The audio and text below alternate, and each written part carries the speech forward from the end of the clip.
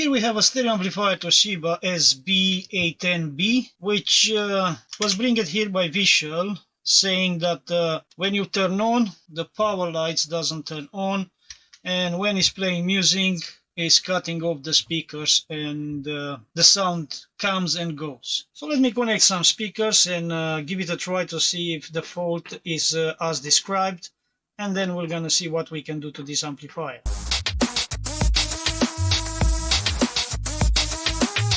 So you can see I am playing a video from my YouTube channel, and I can see it's turned it on, but nothing come here.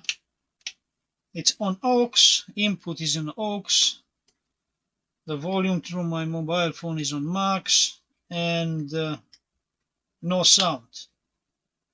And indeed, yesterday I played a bit with it, and yeah, if you leave it longer and try to poke it a bit on it, turning on and switch it off alone. So yeah, so let's open the amplifier to see what's inside. And I can say that we are lucky because I managed to find the schematic, and it's gonna be really handy to have the schematic of the amplifier, because if you want to diagnose amplifiers, it's good to have a schematic. Okay, so to open this amplifier, first we need to remove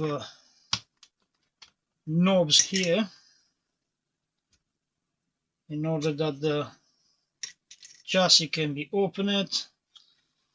We have just a few screws here at the back, so we have two bigs over here. Then we have these three, and the chassis can be opened. And while I'm here opening the chassis, let me take the moment and give a shout out to channel members. So we have Laptop Fix YouTube channel, then we have JFix YouTube channel, we have Rossi Ross Repair YouTube channel, and we have Grandpa's Bench on YouTube. Grandpa's Bench told me that soon he will gonna launch his YouTube channel, so I'm excited to see which content we're gonna bring up to his channel. And here we go, we are here, open it almost. So we have the power light is an LED, a red LED over there. Then we have to undo a few more things over here.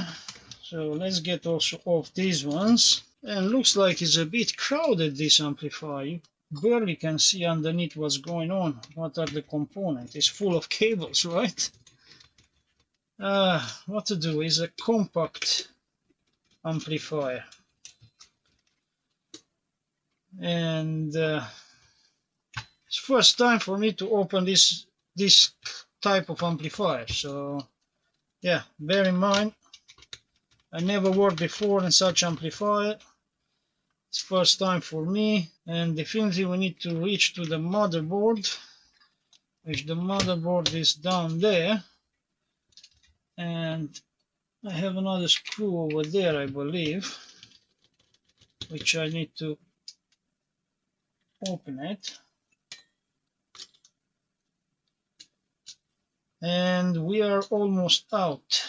So in order to get the board, I need to undo a bit the transformer, because we have the transformer,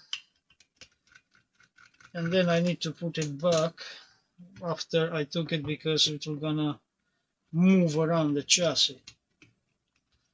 Okay, so we just take apart like that the transformer. I need to remove these two bits here, and then now the motherboard can come out. But in order to bring the motherboard out, we need to undo also here this one.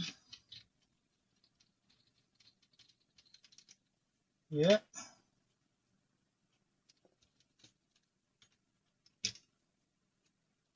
And we lost the washer down there. We're gonna find it in a minute. Then I need to push some pushers back over here in order to release also the RCA connector, so we have some pusher over here that we need to undo. And let's be sure that we don't lose them. So that's one. Have another one down there, just a little push. Sorry if my head is in the middle. But lots of solder already over there. So you ask yourself, well, how is possible to still working when all the solder come out from it? Maybe it's making some shorts around, right? That's free. This is free. The board is free. I need to undo 2 screws over here as well. Make it free also the cable. Yeah, so our cable is also free. And now I need to desolder these speaker wires. So let me get my soldering iron over here.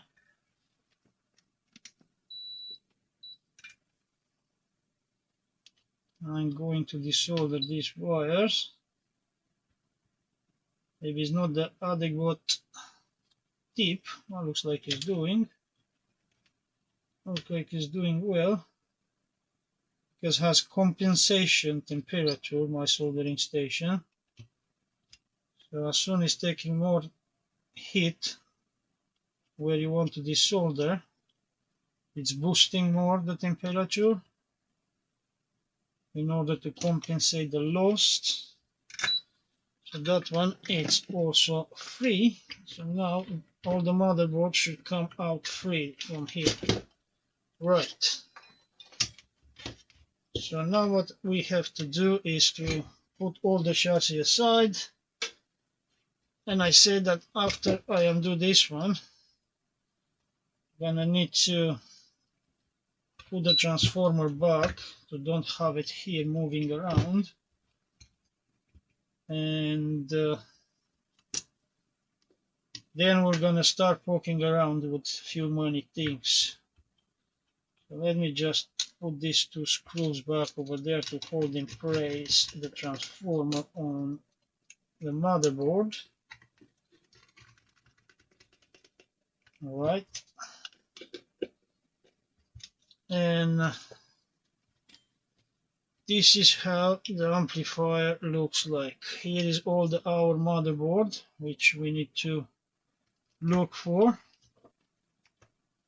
This is the power cable, and we have ground, 1 channel speaker, and the 2nd channel speaker over there. Before going further, let's have a look to the schematic to understand what's going on this amplifier. So here we go. We are lucky. This is the service manual of Toshiba stereo amplifier SB-A10. Here is telling you a bit of information. So it says that is 2 times 20 watts on 8 ohms and 24 watts and 4 ohms. Frequency response looks like is for the phono is from 30 Hz to 20 kilohertz. Rated power output 1 watt, 0.08% distortion, I believe.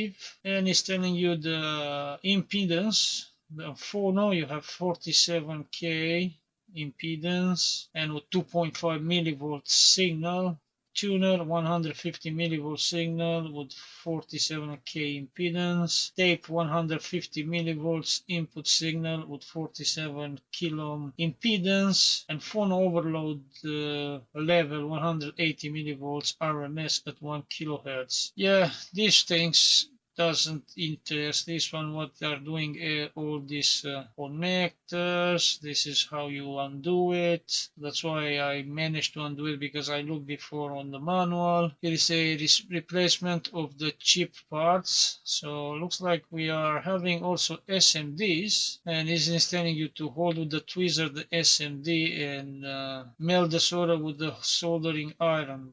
Here the block diagram. Here we have like how are the components mounted on the PCB. So if you want to locate a a resistor or something, you know where to look for and which point on the PCB, on the motherboard. And here we have the schematic. And I'm gonna talk you through a bit the schematics because I heard and lots of my friends that they are having YouTube channels saying that amplifiers are really hard to fix them. And I can say it's really easy. It's much easier than fixing a laptop or other things. It's really easy. Just to need to understand the schematic. So let me talk you through the schematic. So what we have here the preamplifier stage, phono. Then we have the right channel and left channel. Phono has a preamplifier one stage further because it's getting really low voltage input signal. Like you say there, it was like 3 millivolts, 2.5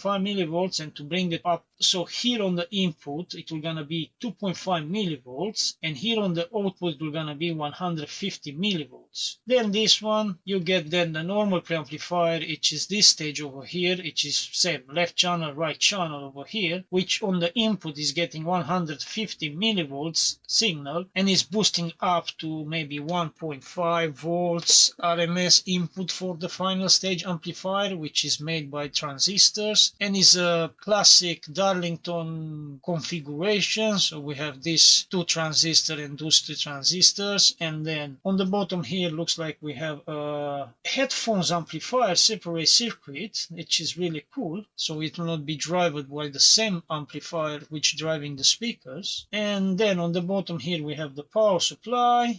You can see here is coming a center tap transformer, so it's a 3-wire transformer on the output, which the middle point, the center tap, goes to the ground, tighted. You can see this is the ground, and then the ends goes to the bridge rectifier, which made the positive and negative, and then we have the ground, which we have series capacitors to give us the ground point, because the amplifier, most of them, they working in positive, ground, and negative, so it's not simple, just positive and negative. Then we have here IC, which is providing our speaker protection in case of any of these transistors fail.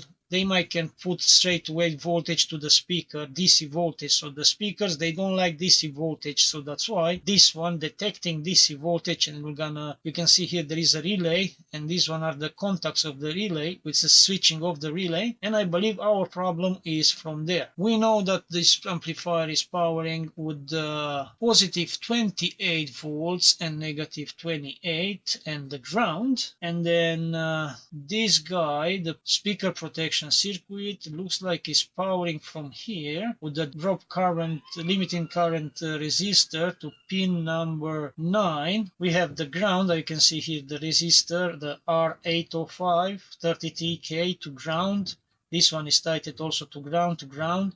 And then we have also the negative voltage, which is coming at pin number 5. I can see this is the negative line. And then we see here that there is another line in pin number 1, which is going through this resistor and capacitor to ground. I can see our power LED also here, because it's a power indicator. Another diode, which rectifies the AC voltage that comes straight away from the transformer. And yeah, that's my all thoughts. So now, first thing what we need to check is if here on the output, see our output for speaker is this point over here, if it's present DC voltage. So if it's present DC voltage, this means this IC is working fine, detecting the voltage and switch off the speakers because the amplifier want to protect the speakers. So let's start measuring the voltage over there on that points, and then we're gonna go from there. Okay, so if you might open this amplifier, pay attention, don't touch here because here is a danger zone. It's 220 volts switching this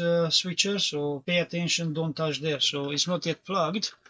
I'm going to plug now because we need to measure the output to make sure we don't have any DC voltage. So here we have our power supply, so this should be the ground and this should be the positive side. You can see there we have, I didn't turn it on, sorry. So let's turn it on.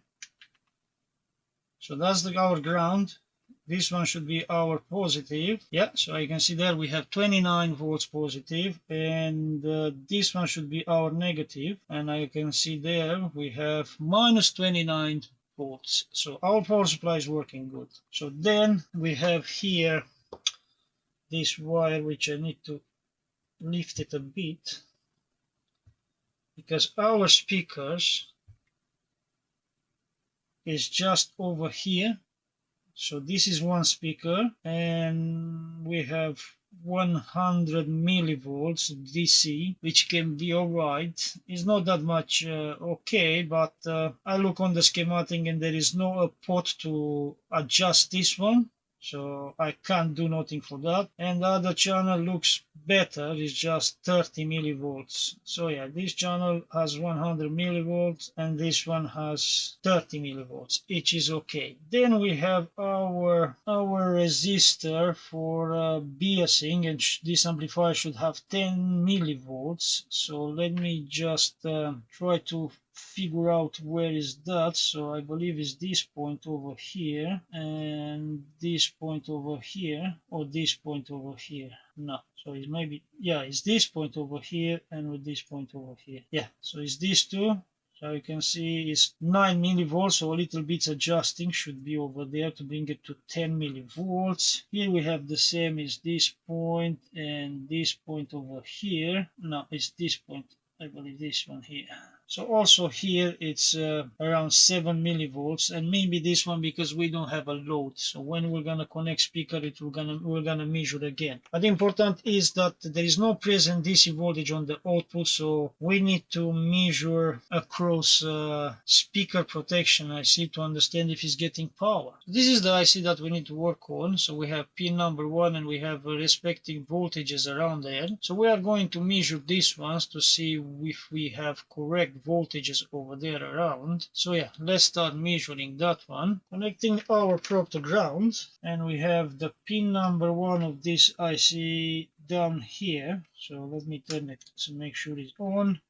We have pin number 1, which is here, and we have 66 millivolts, which says that is correct. So this means the resistor 801 and 803 is okay, so we don't have problem with those two resistors because from there is getting that voltage. Pin number 2 says that should be 0 volts, so pin number 2 is this line.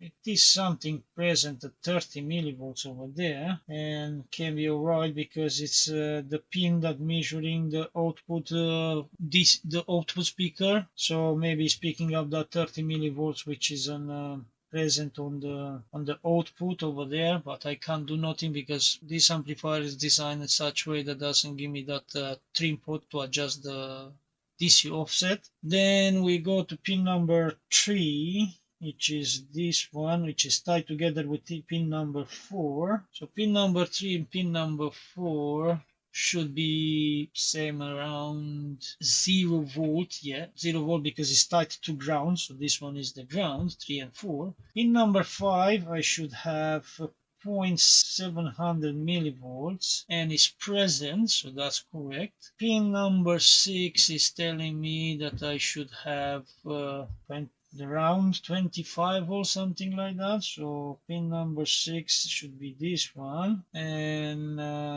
do have almost all the voltages, 29 volts, which is quite high, but maybe it's high because the relay is not engaged, and when the relay engaged we're gonna drop the voltage because that one driving the relay, and the relay is tied to the positive, so that might can be the issue there. Then we go to pin number 7, it should be 0 volts, so 1 2 3 4 5 6 7, so our 7 is this line and it's 0 volt. Yeah, then we have pin number 8, which again we need to have around 25 volts according with the schematic, and here we don't have any voltage and we don't know why. Now we're gonna investigate why we don't have there a voltage, because here is alright, so I can try measure 120k resistor over there, then we're gonna measure that one. And pin number 9 is telling me that should be the maximum voltage, 32 volts, but I doubt it's 32 volts over here. Maybe it's 32 volts and we don't have any voltage over there, so this means the IC is not powering on. No, we should have 3.2, sorry, so we have the 3.2 over there, 3.2 volts in pin number 9. Okay, so what we know, we are missing a voltage which I need to measure the RO8, which is 120k. So let me just put on resistor mode and try to measure that resistor as well. So resistance, so our 120k, it's this one, I believe. So let's measure it and see what it says. Yeah, I think it's this one, but in the circuit is measuring also something else, so that's why it's fluctuating. But look, it's go down to 120k. So yeah, that's why 120k. So the resistor is good. So going back to the line, this resistor is tied to pin number 1 through another resistor, and then we have the resistor 905, which I need to check where is that 905, and is going back to a capacitor, is going to the power LED. So this one, also the power LED is not lightning, so I might think it's the same issue here. And if I go to the data sheet of this IC, the TA7317, it's telling me that pin number 1 is enabled. So if we don't have voltage there, the chip will not turn on. So that's why it's not engaging the relay. All right. So this means we need to go back to the power supply and measuring the voltages from the power supply. So what we know so far, we know that the amplifier is working fine, so there is no DC voltage present on the speaker, apart of that 100 millivolt, that it's fine. It's not that much great, but I cannot do nothing. There is no pot to adjust that one, so it is what it is. It's a design. But I say, as long that is less than 200 millivolts like that, it's okay. It's not any bad issue for the speakers. And then the bias is correctly, so it's not too much high bias or something like that.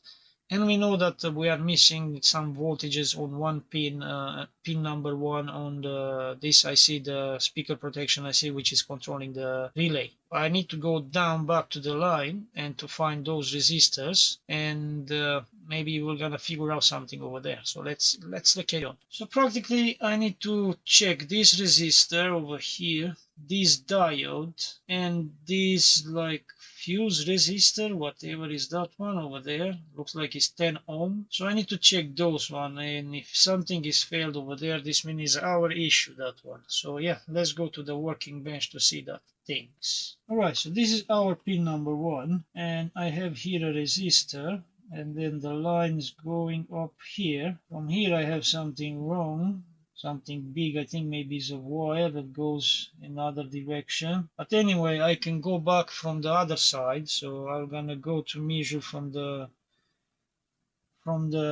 let's see, this resistor over here was the value. So 63.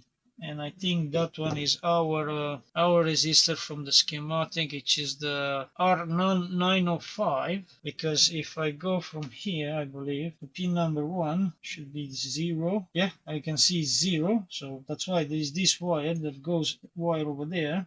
So that's our resistor. Then here I can see there is a capacitor on the other side. So let me unplug to be protected, to don't touch there. So we have our capacitor is that one, the yellow one over there. I can see there is a yellow capacitor, so that's our capacitor. And our diode, I can see the diode over there as well, so that is our diode over there. Capacitor in parallel with the diode.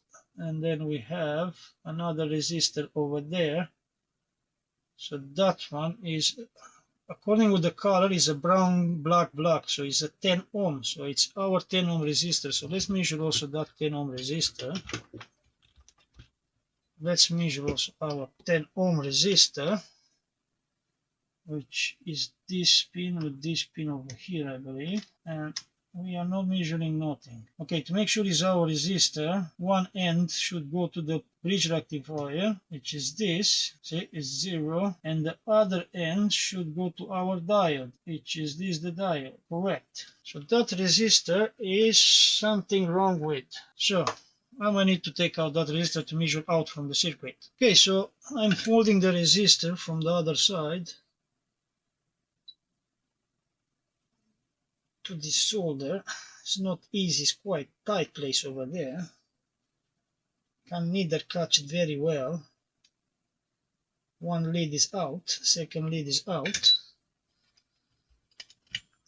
while we are here, let's also use our toothpick to remake the holes back, like that we can solder another resistor.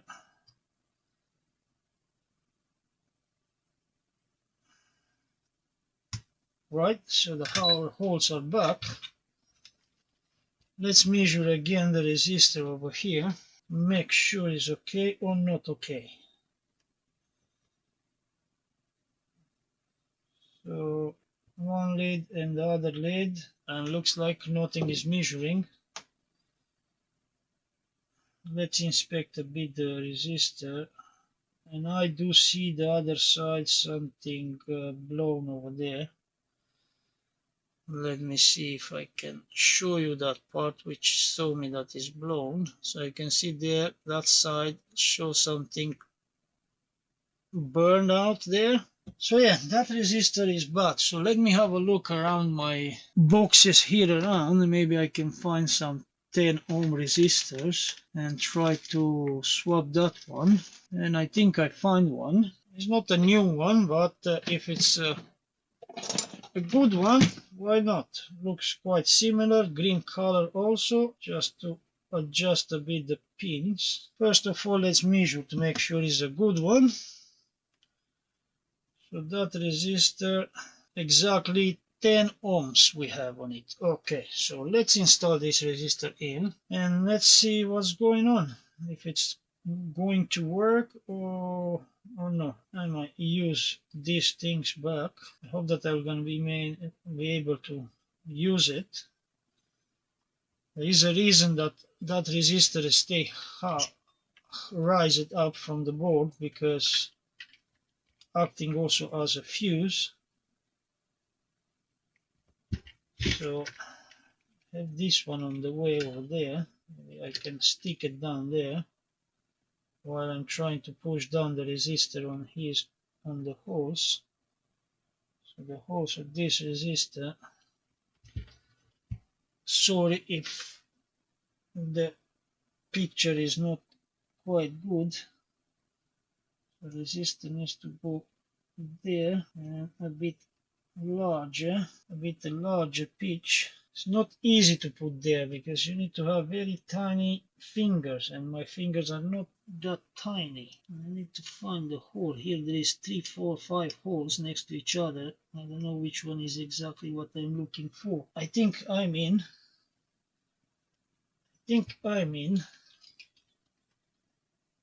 Yeah, we are in. So let me hold it good with one finger. Try to solder there just a little bit. And then I'm gonna put some fresh solder. It's only just to keep it in place for a second. Right, it's in place for a second. So let me get some solder wire. And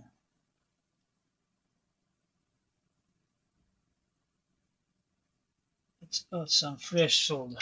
Right. So our resistor is good there.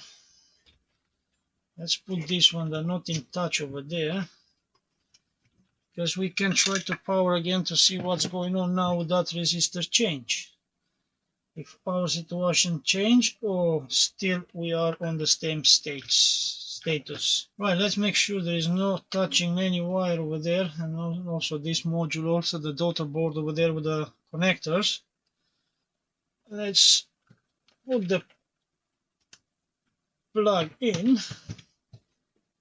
And let's press the button. So 3, 2, 1, go. We have LED light over there. I heard the click, so the relay now is engaged, definitely. So let me connect the speakers and try to play again a sound on, because definitely the LED is on. As you can see there, is on.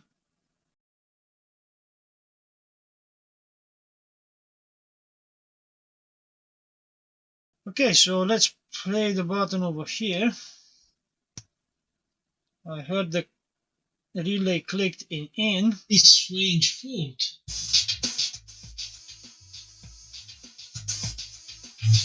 So this laptop was said that hit by people. So looks like it's working. The link on the description down below.